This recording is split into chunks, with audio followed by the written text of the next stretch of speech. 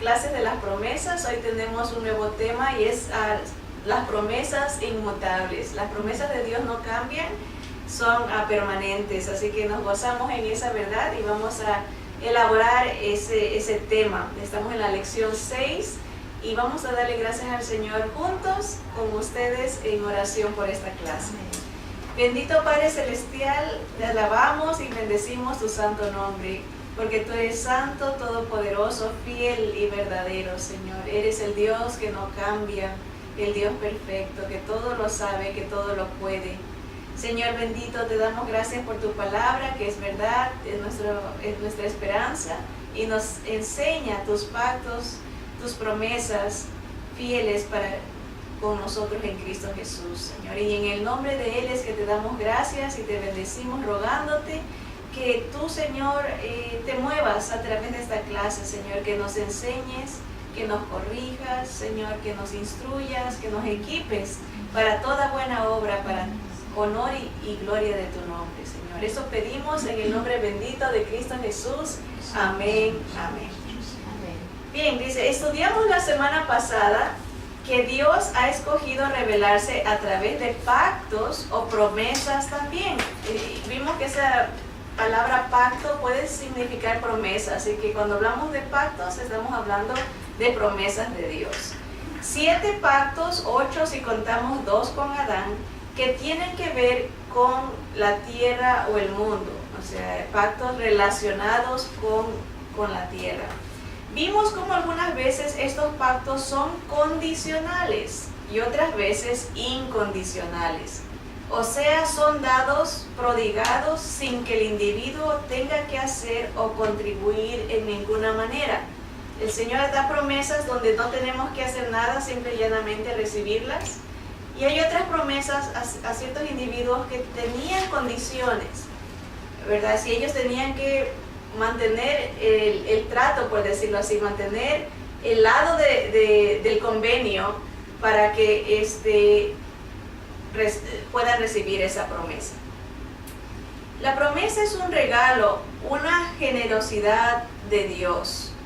También vimos que estos pactos o promesas pueden muchas veces ser acompañadas de señales. Eso fue muy interesante. Como fue en el caso de Noé, de Abraham, del pueblo de Israel y del rey David. De los 7 pactos, de las 7 promesas, 4 de ellos vinieron con señales. Y vamos a recordar. La primera señal la vimos con el pacto a Noé y fue el arco iris, que anunciaba no más destrucción por medio de aguas. Y ese fue un pacto incondicional. Ni Noé ni ninguna persona creada después del diluvio no tenía que hacer nada para recibir esa promesa de vida. Simple y llanamente recibir. Y todavía nosotros somos beneficiarios de esa promesa. Cuando vemos el arco iris nos acordamos que Dios no ha permitido que el mundo sea destruido a través de un diluvio o de aguas, ¿verdad? Así que es incondicional, no tenemos que hacer nada, simple y llanamente recibirlo y darle gracias a Dios por ese regalo. En el caso de Abraham, la señal, estudiamos que fue la circuncisión, era una señal física, cada hombre tenía que circuncidarse a los 8 días de nacido. Esa era una señal de esta promesa, de este pacto, que los separaba o consagraba para Dios, y era un pacto condicional. Tenían que circuncidarse para ser considerados parte del pacto, parte del pueblo de Dios. Era una promesa condicional. También vimos el pacto con Israel, cuya señal fue el día de reposo, o lo que nosotros conocemos como el sábado, que los constituía pueblo de Dios, un pacto condicional. Tenían que guardar el sábado, tenían que no hacer nada, tenían que descansar el sábado. Hay veces personas que creen que guardar el sábado es estar en sacrificio, sirviendo a Dios, digamos, predicando o cantando, orando, ayunando. Dicen, eso es guardar el sábado. Guardar el sábado es reposar. Para eso se lo dio, para que el ser humano descanse Más los judíos no podían ni caminar ciertas distancias, tenían marcado para no quebrantar el sábado, porque sabían que el sábado era de descanso, no era para sudar, era para sufrir, para acongojarse. Y esa era una señal de ese pacto con el pueblo de Israel, que los separaba también como pueblo de Dios, y era un pacto condicional.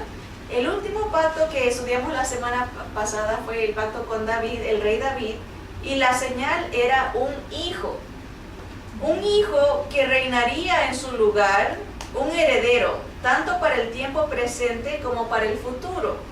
Una promesa que vemos cumplida con Salomón y con nuestro Señor Jesús, quien sería el Rey eterno, y este era un pacto incondicional. David no tuvo que hacer nada, Dios lo escoge para que de él, de su simiente, venga el Mesías, el Rey eterno. Miren eso, este fue el único pacto de estos 4 cuya promesa no se cumple durante la vida de David, se cumplió después de que David murió, con Noé, con Abraham, con Moisés o el pueblo de Israel se cumple durante su vida, su existencia, pero con David no. Él vio la promesa, como que se dice, en el futuro, la vio en visión, ¿verdad? Miren lo que dice aquí Lucas 1:30. Este pacto era incondicional, el del rey David. Lucas 1:30 dice, como repaso, esto vimos la semana pasada, dice: entonces el ángel le dijo: María, no temas, porque has hallado gracia delante de Dios. Y ahora concebirás en tu vientre y darás a luz un hijo. Esa era la señal, ¿se acuerdan? Con el rey David. Un hijo, y llamarás su nombre Jesús. Este será grande y será llamado Hijo del Altísimo. Y el Señor Dios le dará el trono de David, su padre. ¿Ven?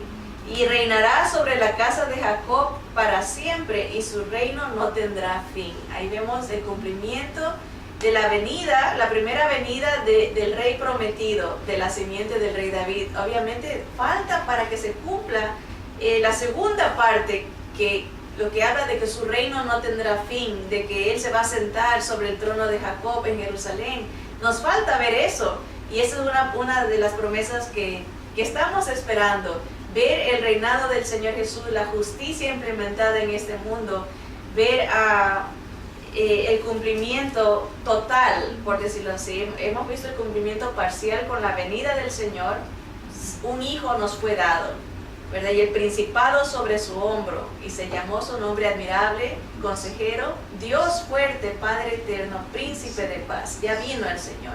Ahora falta que venga por segunda vez a poner a todos sus enemigos por estrado de sus pies, a implementar la justicia, a restaurar la tierra, ¿verdad? A poner la paz por fin, por 1000 años en este mundo. Obviamente después de eso el Señor seguirá reinando por toda la eternidad. Aún aunque este mundo pase, el Señor, su reino no tendrá fin. Bien, otro concepto que se introdujo la semana pasada fue que con cada pacto se introduce una nueva dispensación.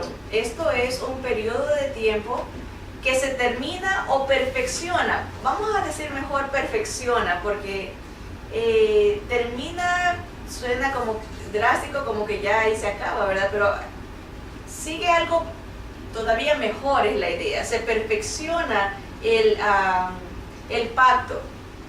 Y dice, con el inicio del siguiente pacto. Por ejemplo, aquí estos fueron los pactos que vimos. Pacto con Noé, le han llamado la dispensación, el tiempo del gobierno humano. Lo que eso quiere decir es que a Noé se le encomendó, y a toda la humanidad después de él, que se respete la vida, que se implementó la pena capital. Había luz verde, que si alguien mataba a alguien, esa persona tenía que ser castigada. Se implementó esa justicia en este gobierno humano que ha seguido, pero muchos pueblos han quitado, pero otros no, y es una manera de mantener en un mundo caído de maldad, de envidia, de competencia, mantener un orden. Justamente esta semana comentaba el pastor que cuando él era joven en la escuela, tenía un maestro que se fue de vacaciones a Turquía. Y dice que fue solo este maestro y que para susto de él, cuando se sube llega a Turquía, a su hotel y todo, y se fueron a, ¿cómo le llaman a esos? Para que los llevan a ir a ver lugares especiales, un tour, ¿verdad? Cuando se sube ya en el camino al tour, se dio cuenta que se le había caído la cartera. Y no tenía ni dinero, no tenía ni qué hacer en esos tiempos, estamos hablando como de los 70s, no tenía celular, estaba asustado, dijo, ¿y ahora qué me hago yo en este país sin dinero, en este tour? Bueno, y sin identificación, sin nada. Dice que se fueron al tour y regresaron ya tarde, casi de noche, y cuando él se bajó del bus, en el suelo estaba la billetera de él intacta. Y dice que la razón es porque obviamente en Turquía tienen la ley del Hammurabi, o aquí la ley también la pena capital. La ley allá es que si usted toca algo que no es suyo, se roba algo, le cortan la mano. Entonces el crimen cero, porque nadie quiere, o se arriesga, o tiene que ser algo muy grande para que se lleve un riesgo tan grande, pero nadie le había tocado la billetera. Es la ley. Asimismo, Dios dijo, si alguien llega a matar su vida, si es un asesino que mata así por gusto, por decirlo así, tiene que morir. Eso por eso le llamaban la dispensación del gobierno humano. Y era una promesa incondicional ese pacto. También el pacto con Abraham se lo llama la dispensación. Estamos hablando de la palabra dispensación, ese periodo de tiempo. El periodo de tiempo de Abraham empieza lo que se conoce como la dispensación de los patriarcas, o sea, vienen las tribus. Cada persona, cada patriarca, cada jefe de familia bendecía a sus hijos y ellos tenían hijos y así se formaban las tribus de Israel, etcétera, etcétera. Después el pacto con Moisés se le conoce como la dispensación de la ley y es una promesa condicional, y el pacto con David es la dispensación de la gracia o del tiempo milenial que está en el futuro, ¿verdad? El tiempo de la venida del Señor Jesús, una promesa incondicional. Bien, hoy veremos cómo una promesa o pacto es respaldado por dos cosas inmutables, que es el carácter y la palabra de Dios. Esta va a ser la nueva lección de hoy. Y a medida que vamos aprendiendo de diferentes aspectos de la promesa, obviamente todavía no estamos ni siquiera llegando a cuáles promesas tenemos. Hemos visto obviamente unas cuantas en las lecciones ahí entretejidas, como la promesa del Señor Jesús, que es el tesoro, la promesa más hermosa.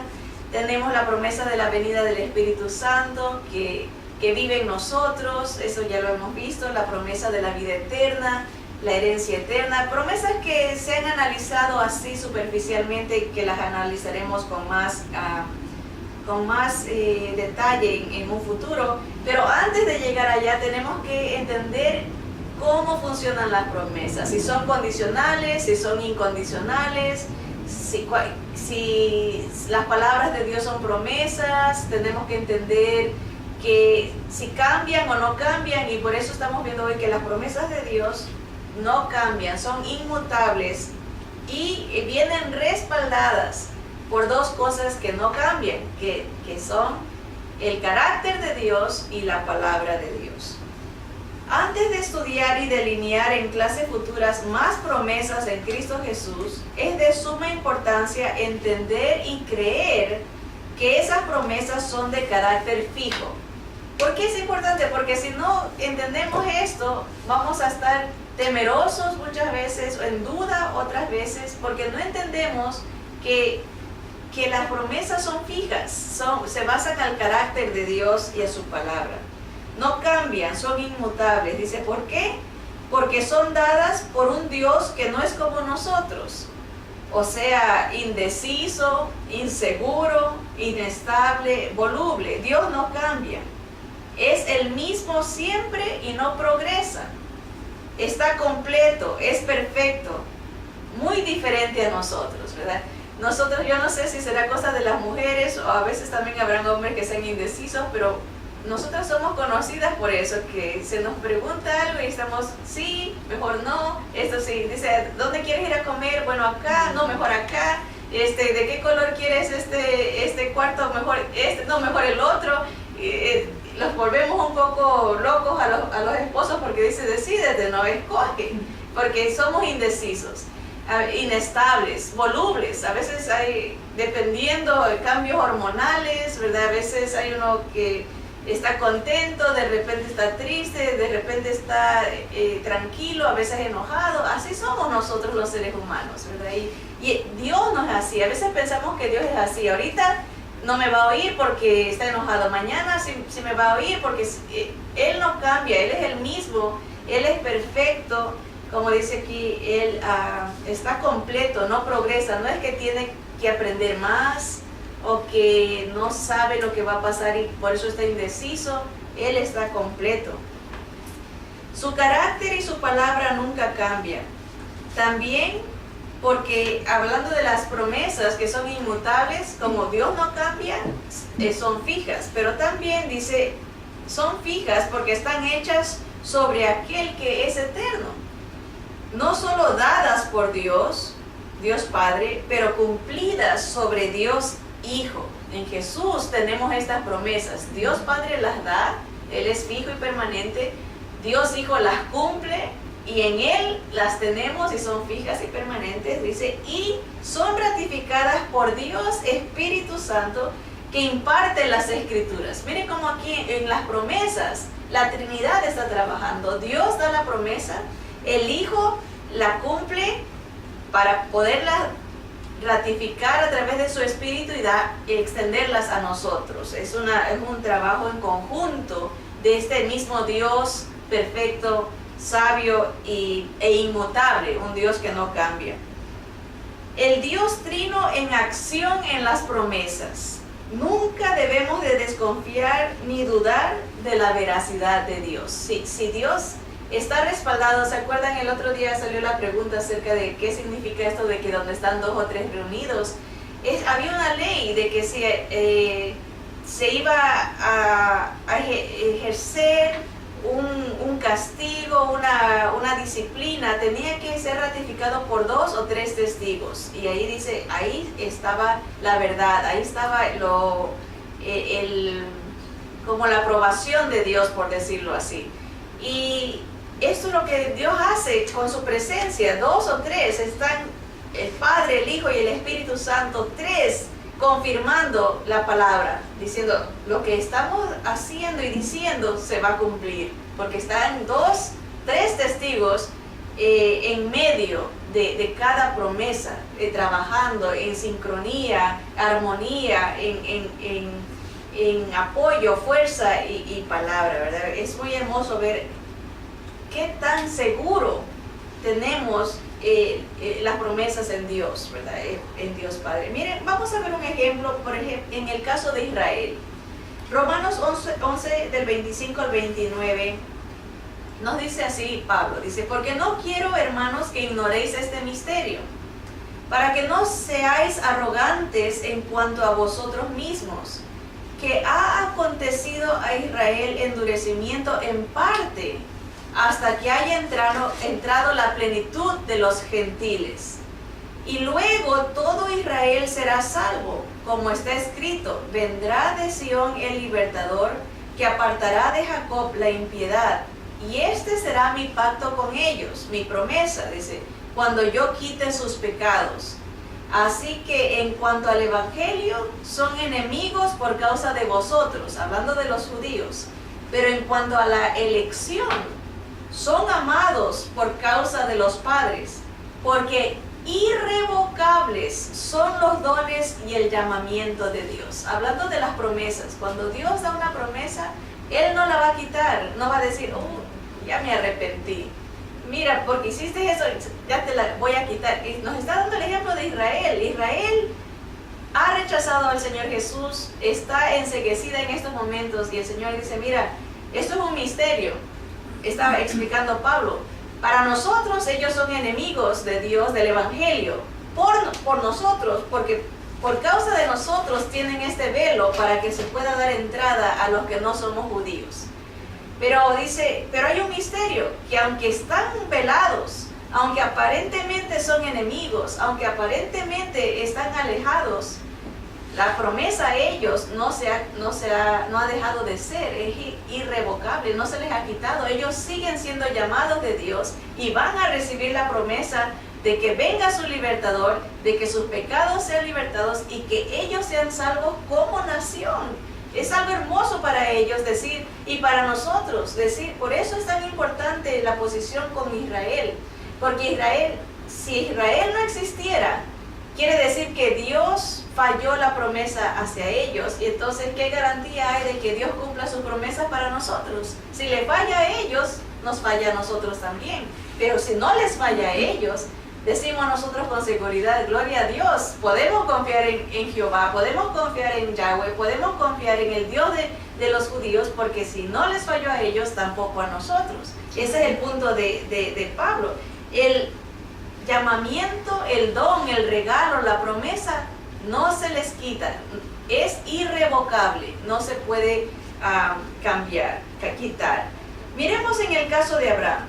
Hebreos 6 del 10 al 20 dice, porque Dios no es injusto para olvidar vuestra obra, dice, y el trabajo de amor que habéis mostrado hacia su nombre, habiendo servido a los santos y sirviéndoles aún. Pero deseamos que cada uno de vosotros muestre la misma solicitud hasta el fin, para plena certeza de la esperanza.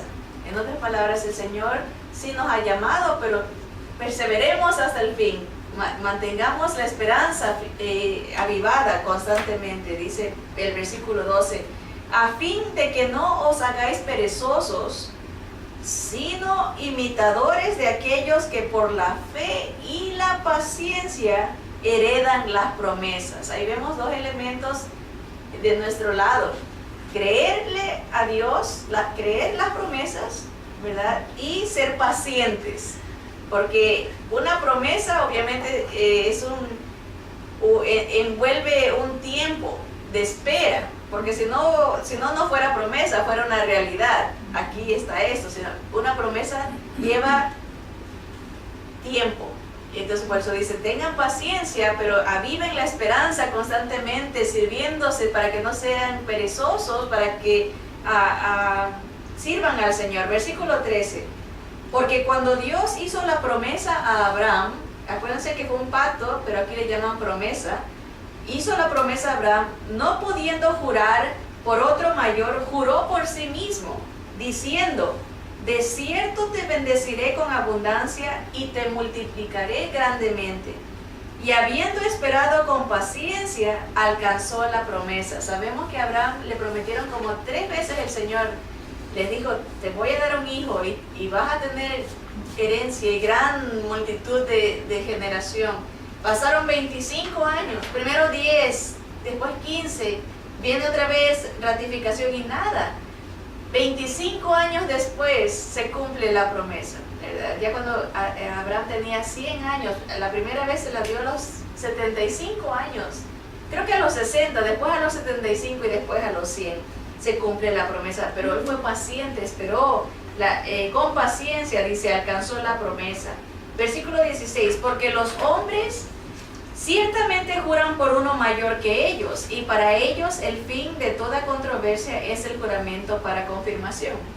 A veces, no sé si en otros países tengan esa costumbre, pero como latinos, mucha gente cuando quiere aseverar que es verdad, dice juro por mi madre, ¿verdad? O por mi abuela, por la tumba, los huesos de mi abuela, ¿verdad? Se inventan cosas, ¿verdad? Siempre se jura, dice por alguien o por algo mayor que uno mismo. Y dice, y para que se acabe la controversia, si hay dudas, si hay alguna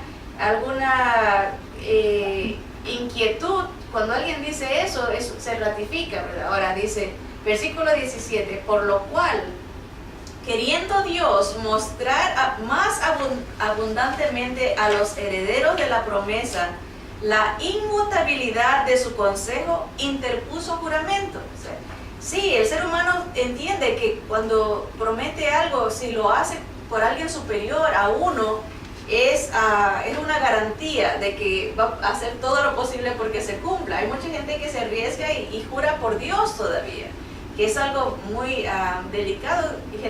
En el Nuevo Testamento ya se aconseja que no se haga esto, que no se use el nombre del Señor en vano, nos dice el Antiguo Testamento, y el Nuevo específicamente dice, no juréis ni por cosas del cielo, ni nada de la tierra, que tu palabra sea sí, sí, y no, no, que sea correcto, que seas íntegro, que nomás con decir lo voy a hacer se hace, y si dices no, no se hace, ¿verdad? Eso nos aconseja el Nuevo Testamento, pero el Señor dice, para que entendamos la seriedad de su promesa, dice, ya no hay nadie más superior que Él, lo jura por Él mismo, nos garantiza por Él mismo que se va a cumplir. Miren otra vez, dice el versículo 17, por lo cual, queriendo Dios mostrar más abundantemente a los herederos de la promesa la inmutabilidad de su consejo, interpuso juramento, diciendo Dios, no voy a cambiar, esta es mi palabra, estas son mis promesas, y para garantizarnos a los herederos de la promesa, hace un juramento. Pero miren cómo lo hace, miren versículo 18, para que por dos cosas inmutables, en las cuales es imposible que Dios mienta, tengamos un fortísimo consuelo, un consuelo fuera de serie, un consuelo súper fuerte, los que hemos acudido para asirnos de la esperanza puesta delante de nosotros, la cual tenemos como segura y firme ancla del alma, y que penetra hasta dentro del velo, donde Jesús entró por nosotros como precursor, hecho sumo sacerdote para siempre según el orden de Melquisedec. Es imposible que Dios mienta, dice esta porción de las Escrituras, y por eso Él promete en su nombre, en su persona, un juramento. Él lo dice, no solamente que Él no puede mentir como nosotros, ¿verdad? No tiene motivos para mentir, ni necesidad, ni inclinación a hacerlo. Cuando pensamos por qué mentimos nosotros mentimos porque tenemos una concupiscencia pecaminosa, una carne que nos inclina hacia la desobediencia. Por un lado, Dios no tiene esto. Por otro lado, mentimos porque queremos sacar a veces alguna ventaja. Vemos como que si mentimos, vamos a obtener mejores resultados.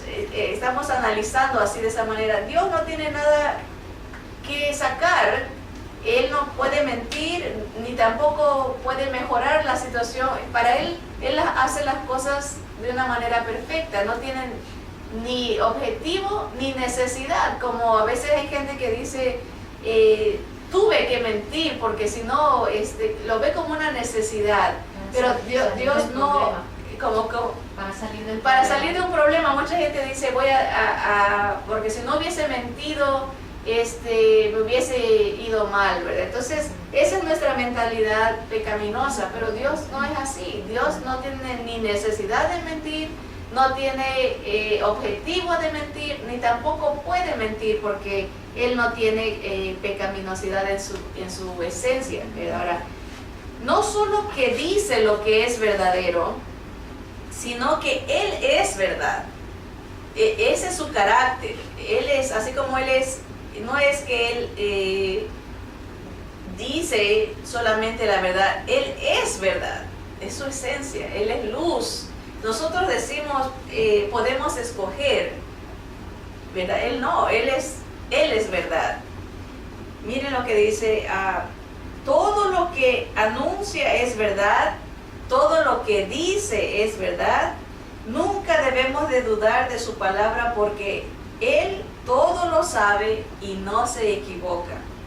Esa realidad de que Dios es así, Él es verdad, y verdadero nos lleva a tener un fortísimo consuelo, así lo pone la palabra, un consuelo súper fuerte, los que hemos acudido para asirnos de la esperanza puesta delante de nosotros. Aquí está la promesa, dice el Señor, enfrente de nosotros. Y esa promesa que está puesta delante de nosotros nos lleva a consolarnos fuertemente, porque sabemos que Dios no va a fallar, que Dios es verdad, que Dios es fiel a su palabra, ¿verdad? Como lo dice Números 23:19, Dios no es hombre para que mienta, ni hijo de hombre para que se arrepienta. Él dijo y no hará, habló y no lo ejecutará. Es como una pregunta irónica, por decirlo así, que nos está diciendo, claro que lo va a hacer. Si Él ha hablado, Él lo va a cumplir. Si Él lo ha prometido, lo va a hacer. Él lo va a ejecutar. Él no va a cambiar de opinión. Cuando confiamos, cuando nos aferramos y abrazamos la esperanza que tenemos en Jesús, nos llenamos de consuelo. Ven, a veces hay gente que dice, me siento muy triste, me siento un poco angustiado o angustiada, un poco deprimido o deprimida. Cuando uno abraza las promesas del Señor en Jesús, ocurre algo milagroso, que es el consuelo interno, esa paz que Dios nos da a través de su palabra. No la podemos comparar con nada. Hay gente que dice, a lo mejor necesito ir a un psicólogo, a lo mejor necesito ir con un psiquiatra, o a lo mejor necesito una zumba, una sesión de masaje, de yoga, diferentes ideas tenemos de cómo encontrar consuelo y paz. Pero Dios dice, mira, la esperanza, la promesa que tenemos en Jesús nos puede dar un fortísimo consuelo, una paz que nadie más nos puede dar. Y eso solamente lo tienen los que se aferran, los que abrazan, los que confían en las promesas que el Señor está dando, ¿verdad? Pero para poder confiar en esta esperanza, primero tenemos que entender la cuestión del carácter y palabra de quien lo ha prometido, ¿verdad? Como hay gente que dice, yo no creo, me recuerdo una vez en el ministerio de la cárcel, damos consejería a las prisioneras, y obviamente pónganse en el lugar de alguien que está esperando juicio para determinar cuántos años va a estar prisionera, ¿verdad? Están ansiosas, nerviosas, preocupadas, porque solamente Dios y ellas saben lo que han hecho, ¿verdad? A veces nosotros no nos metemos a analizar ni a preguntarles qué es lo que han hecho. Podemos ver en la computadora y a veces sí nos damos cuenta. Puede ser desde un asesinato hasta problemas de robo, drogadicción, prostitución, lo que sea. Bueno, están preocupadas y en consejería, hermana, ore por mí, sí, ok, vamos a abrir la palabra primero, porque no es lo que yo voy a decir, no es lo que yo puedo aconsejarte. ¿Qué dice Dios? No, pero yo quiero que me dé tal vez una oración para repetir, o deme una estampita. No, vamos a abrir la palabra, porque de ahí es que viene el consuelo. No, ¿qué me puede aconsejar usted? Y uno percibe, ¿no? Hay gente que está abierta a que quiere recibir un consuelo permanente y seguro. Hay gente que dice, no, yo quiero que me refiera con el trabajador social, o que me refiera con un programa. No habrá un programa, 10, 12 pasos para controlar mi carácter, 10, 12 pasos para ser buena madre, 10, 12 pasos. Quieren programas, y uno le dice, no, yo no, sí los hay, te puedo referir o recomendar pero no hay nada permanente y seguro como el cambio interior de la palabra de Dios a través de las promesas en Jesús que podemos tener. Y unos lo aceptan, otros no, otros muestran interés por esa promesa espiritual que lo superficial, lo temporal, lo terrenal. Así que así nos pasa a veces también a nosotros, porque no entendemos el carácter y la persona de quién ha hecho estas promesas, ¿verdad? Miren, sigamos analizando Hebreos 7 del 17 al 22. Dice, pues se da testimonio de él, hablando de Jesús. Se le dice, tú eres sacerdote para siempre, según el orden de Melquisedec. Queda pues abrogado el mandamiento anterior a causa de su debilidad e ineficacia, pues nada perfeccionó la ley, y de la introducción de una mejor esperanza, por lo cual nos acercamos a Dios. Hablando de Jesús, Jesús introduce una nueva dispensación de gracia, de perdón, por el cual podemos acercarnos a Dios. Él es el sacerdote perfecto, Él es la promesa perfecta, y de todas las promesas que podemos, acuérdense que hablamos de que hay promesas que son mejores pactos y mejores promesas, las espirituales. Jesús nos da esas promesas. En Él podemos tener acceso a todas estas promesas espirituales. Y aquí dice, el autor a los Hebreos lo confirma, dice, la ley nada perfeccionó, y de la introducción de una mejor esperanza, por la cual nos acercamos a Dios, hablando de Jesús. Y esto no fue hecho sin juramento, otra vez, porque los otros, ciertamente sin juramento fueron hechos sacerdotes, pero o sea Jesús, con el juramento del que le dijo, juró el Señor y no se arrepentirá, tú eres sacerdote para siempre, según el orden de Melquisedec. Por tanto, Jesús es hecho fiador de un mejor pacto, de una mejor promesa. Eso que dice del orden de Melquisedec quiere decir que Jesús no vino de la tribu de Leví, Él vino de la tribu de Judá, de otra orden diferente, antes de la ley. Ya el Señor, Melquisedec era una tipología, una persona que apuntaba a la venida del Señor Jesús, un sacerdote diferente, que no era de las tradiciones de los hombres, de los rituales de la ley, sino escogido por Dios, diferente. Y así dice, así como Melquisedec fue escogido de ese mismo orden, de esa misma categoría, diferente de los levitas, viene Jesús. Y Él es mediador de un mejor pacto, Él es mediador de una mejor promesa, que es estar en paz para con Dios, que es promesas celestiales, promesas espirituales. Dice, y Él es fiador de esta mejor promesa, pero con juramento. Noten otra vez el carácter de Dios. Lo hizo con Abraham, lo hace con Jesús, garantiza su promesa con su palabra. Dice, yo lo doy por hecho, lo garantizo. ¿Qué garantía tan hermosa que tenemos en Dios, ¿verdad? Él mismo promete, Él mismo hace este juramento en Jesús de que tendremos todas estas bendiciones por Cristo. No solo que el carácter de Dios es ser verdad, pero la palabra nos dice que Él es fiel. Aquí vamos a añadir un poquito más al carácter. Solamente vamos a ver estas dos características del carácter de Dios. Dios es verdad.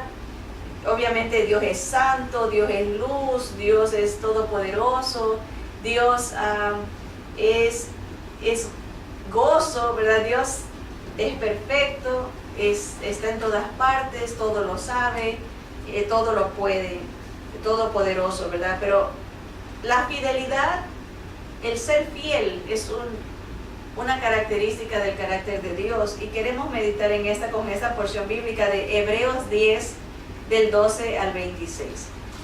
Dice, pero Cristo, el Mesías, el ungido, el escogido por Dios, Jesús, habiendo ofrecido una vez para siempre un solo sacrificio por los pecados, se ha sentado a la diestra de Dios, de ahí en adelante esperando hasta que sus enemigos sean puestos por estrado de sus pies, porque con una sola ofrenda hizo perfectos para siempre a los santificados. Aquí tenemos una promesa grande que no la vamos a meditar ahorita, pero quisiera que la mediten brevemente. Una promesa es que Dios nos ha hecho santos, nos ha hecho perfectos para siempre, con una sola ofrenda. Imagínense en el poder de la sangre de Cristo, con una sola ofrenda nos limpia de todos nuestros pecados, pasados, presentes y futuros, y nos declara perfectos. Él así ya nos ve, y esa es la promesa, la esperanza a la cual nos aferramos en Cristo Jesús, que Dios va a acabar, y ya acabó lo que ha empezado en nosotros. Para nosotros es futuro, para el Señor ya es pasado. Él ya lo acabó, ya nos ve sentados con Él en gloria, glorificados. Así que eso como un breve paréntesis. Con un solo sacrificio, con una sola ofrenda hizo perfectos para siempre a los santificados. Y nos atestigua lo mismo el Espíritu Santo, porque después de haber dicho, este es el pacto que haré con ellos después de aquellos días, dice el Señor, pondré mis leyes en sus corazones y en sus mentes las escribiré. Noten, aquí está Padre, Hijo y Espíritu Santo otra vez, 3 testigos garantizando esta promesa de poder, de cambio, de vida en Cristo. Miren lo que dice el versículo 17, añade, y nunca más me acordaré de sus pecados y transgresiones, pues donde hay remisión de estos, no hay más ofrenda por el pecado. ¿Qué les parece esa promesa? Dios nunca más se va a acordar de nuestros pecados, de nuestras ofensas, de nuestras rebeliones, de nuestras transgresiones, de nuestras iniquidades. Nunca más. Es una promesa. Él dice la verdad, yo ya no me voy a acordar de eso porque estás dependiendo de mi Hijo. Porque has venido a esta ofrenda, a este solo sacrificio en Cristo Jesús. Pues dice, donde hay remisión de pecados, donde ya se perdonan, donde se limpian, donde se pagan, ya no hay manera de cobrar, ya no hay manera de sacarlos en cara. No hay más ofrenda por el pecado, ya Jesús la ofreció completa. Versículo 19. Así que, hermanos, teniendo libertad para entrar en el lugar santísimo por la sangre de Jesucristo, por el camino nuevo y vivo que Él nos abrió a través del velo, esto es, de su carne, y teniendo un gran sacerdote sobre la casa de Dios, acerquémonos con corazón sincero, en plena certidumbre de fe, purificados los corazones de mala conciencia y lavados los cuerpos con agua pura. Mantengamos firme sin fluctuar la profesión de nuestra esperanza. Aquí está. Porque fiel es el que prometió. El carácter de Dios. Dios es fiel y Él ha prometido que nos va a perdonar en Cristo, que nos va a santificar en Cristo, nos va a glorificar en Cristo. Tenemos entrada libre. Acerquémonos confiadamente en Cristo, en el nombre de Jesús, al Padre, ¿verdad? Acerquémonos con corazón sincero, en plena certidumbre de fe, con confianza, porque fiel es el que lo promete, porque es verdadero el que lo promete, porque su palabra no cambia, es inmutable. Purificados los corazones ya de mala conciencia. A veces hay gente que vive en depresión, como un peso de culpabilidad, en culpa. Yo hice esto y no puedo cambiar el pasado. Cristo Jesús cambia el pasado. Ya nos dio un nuevo futuro, ¿verdad? Y puede impactar el presente. Jesús nos libra de la culpabilidad. Vengan, dice, en plena certidumbre de fe, purificados los corazones de mala conciencia y lavados los cuerpos con agua pura, ¿verdad? Puede significar el bautismo, que es un simbolismo de muertos al mundo, resucitados en Cristo. Muchos relacionan el lavarse el cuerpo también con el agua, la relacionan con el arrepentimiento, ¿verdad? Mantengamos firmes sin fluctuar la profesión de nuestra esperanza, porque fiel es el que prometió, y considerémonos unos a otros para estimularnos al amor y a las buenas obras, no dejando de congregarnos como algunos tienen por costumbre, sino exhortándonos, y tanto más cuando veis que aquel día se acerca, ¿verdad? Dependiendo de la promesa en Jesús, esperanzados en Jesús, confiados en Jesús. ¿Por qué? Dice Lamentaciones 3:22, por la misericordia de Jehová no hemos sido consumidos, porque nunca decayeron sus misericordias, Nuevas son cada mañana, grande es tu fidelidad. Ven, otra característica del carácter de Dios. Y Mateo 24:35 nos recuerda, dice, el cielo y la tierra pasarán, pero mis palabras no pasarán.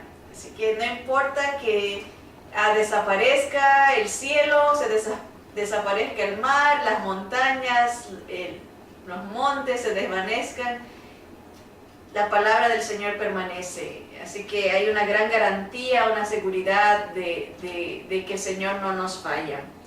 Podemos descansar tranquilos, confiados en las promesas en Cristo y por Cristo, porque Él es verdad, Él es fiel y su palabra es permanente y segura.